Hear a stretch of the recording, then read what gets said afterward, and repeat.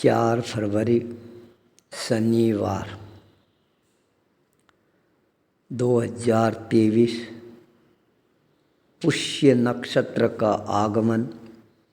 प्रातःकाल जब मैं योग साधना में अपने आप को अवस्थित करना प्रारंभ करता हूँ, अचानक आकाश में गड़गड़ाहट होने प्रारंभ हो जाती है।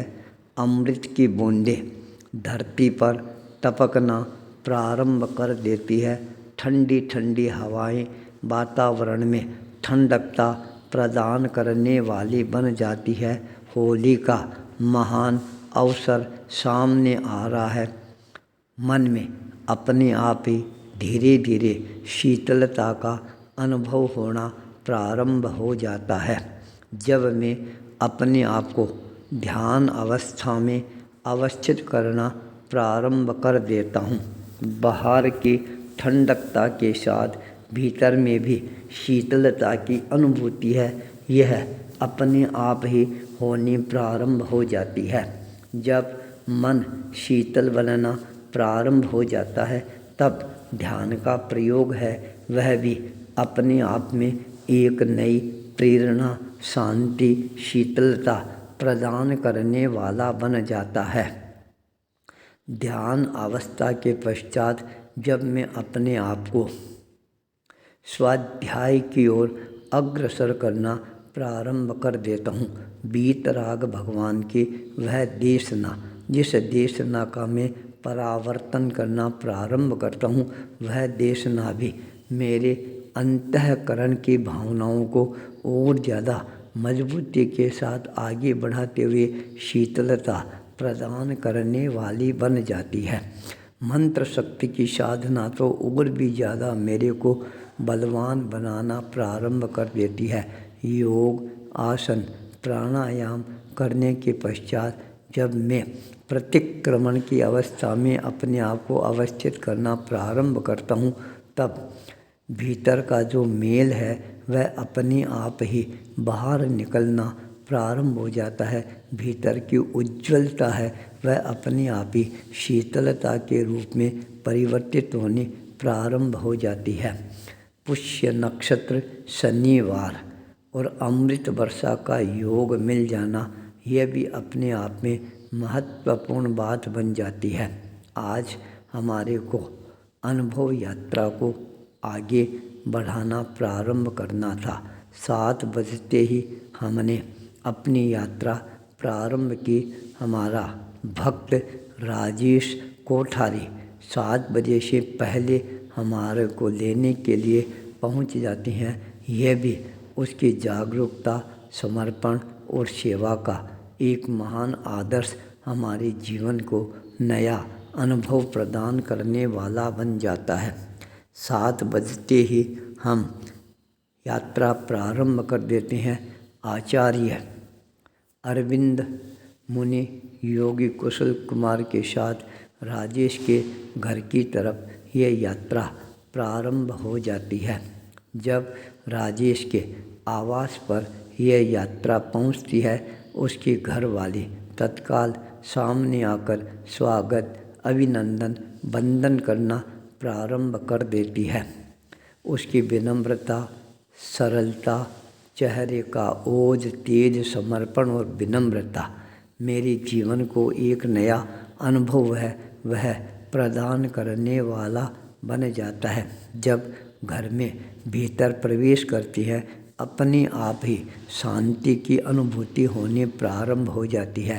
राजेश एक तरह से प्रकृति के साथ अपने जीवन को आगे बढ़ाने वाला नवयुवक है। मैंने देखा उसके घर में 3 मंजिल का जो पूरा का पूरा मकान है, हरियाली से ही आच्छादित नज़र आता है। प्रकृति के साथ व्यक्ति कैसे जिए, यह उसके जीवन का आदर्श बन जाता है। इसलिए वह अपने जीवन में आहार का प्रयोग है वह भी प्रकृति के द्वारा प्रदत्त जो हमारे को वस्तुएं मिली है उनका ही ज़्यादा से ज़्यादा करने का प्रयास करता है। जब हमने उनके 3 मंजिले उस भवन की यात्रा करने प्रारंभ किए।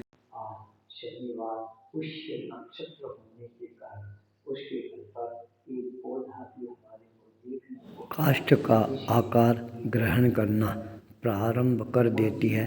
थोड़े समय में ही उन मोतियों का रंग है वह काले कलर के रूप में परिवर्तित हो जाता है, बेजंती की तरह बिल्कुल काला और चमकदार। जितना जितना उनको हम अपने हाथों से रगड़ेंगे उसके अंदर और ज़्यादा नई चमक है वह आने प्रारंभ हो जाएगी। कालापन और ज़्यादा गहरा बनना प्रारंभ हो जाएगा। शनिवार के दिन इस तरह के मोतियों का मिलना और उसको धारण करना यह भी अपने आप के अंदर बहुत बड़ा अनुभव हमारे जीवन में हमारे को प्राप्त हो जाता है।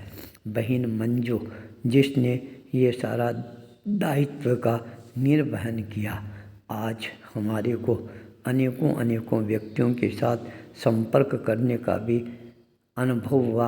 उनके जीवन में किस तरह से श्रद्धा का जागरण होता है। खोल वाले हनुमान जी का मंदिर पहाड़ियों में है, बहुत ही प्रसिद्ध मंदिर है। उस मंदिर के ट्रस्टी टीकेवाल परिवार के साथ भी संपर्क करने का अनुभव मिला।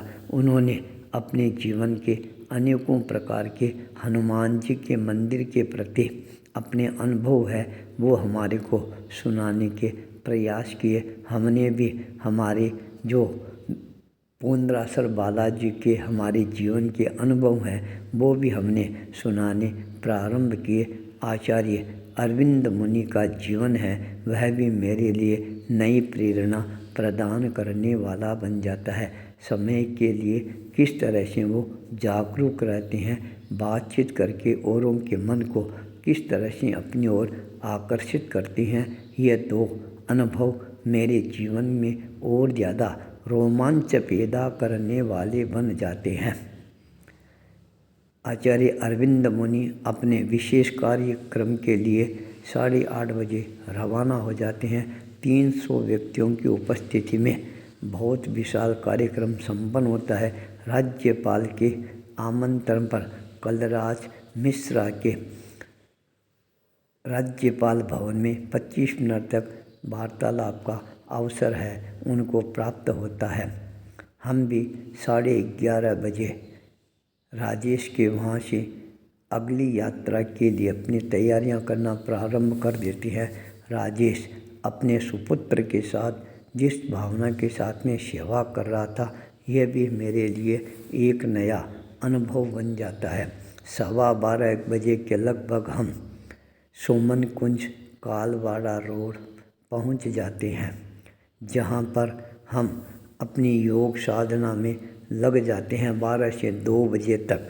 उसके पश्चात मैं अपने कार्य को गति देना प्रारंभ कर देता हूं। 2 बजते ही श्री बोथरा बालाजी धाम मेवाड़ ट्रस्ट मंडल के अध्यक्ष महेंद्र जी कोठारी का कलकत्ता से संवाद मिलता है। मैं अभी अपने घर से चलकर विमानतल पर पहुंच गया हूं। मेरी फ़्लाइट है 2:05 बाद में उड़ने वाली है। 4 बजे मैं जयपुर पहुंच जाऊंगा। 5 बजे तक आपके चरणों में पहुंच जाऊंगा। मैंने कहा कोई बात नहीं है, चिंता की बात नहीं, आप आराम से पहुंच जाओ। हम इंतज़ार करना प्रारंभ करते हैं।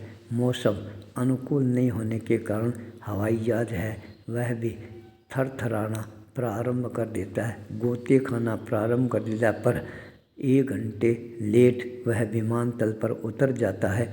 महेंद्र जी कोठारी का आगमन हो जाता है। आचार्य अरविंद मुनि का भी पदार्पण हो जाता है और आज हमारे को मेरी यात्रा मेरी अनुभवों के साथ मेरे श्रद्धा के केंद्र बिंदु सिरियारी आचार्य भिक्षु निर्वाण स्थल की ओर जाने के मन में भावना बनी हुई थी।